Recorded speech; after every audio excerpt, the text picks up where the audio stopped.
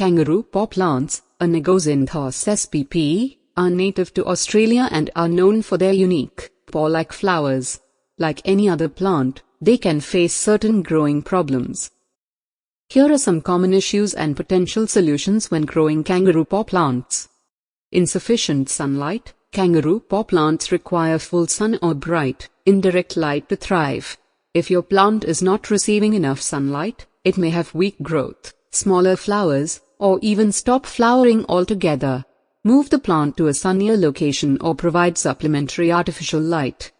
Overwatering. These plants are susceptible to root rot if the soil remains consistently wet. Ensure that the soil is well draining and never waterlogged.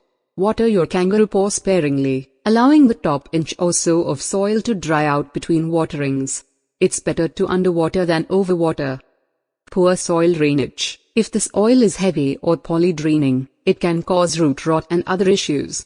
Amend the soil with organic matter like compost or sand to improve drainage.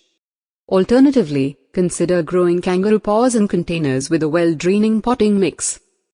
Nutrient deficiencies. Insufficient nutrients can result in stunted growth and reduced flowering. Use a slow-release, balanced fertilizer formulated for flowering plants to provide essential nutrients. Follow the instructions on the fertilizer packaging for the appropriate application rate.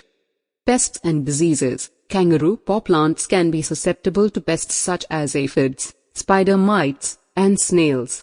Regularly inspect your plants for signs of pests and treat them with appropriate insecticides or organic pest control methods.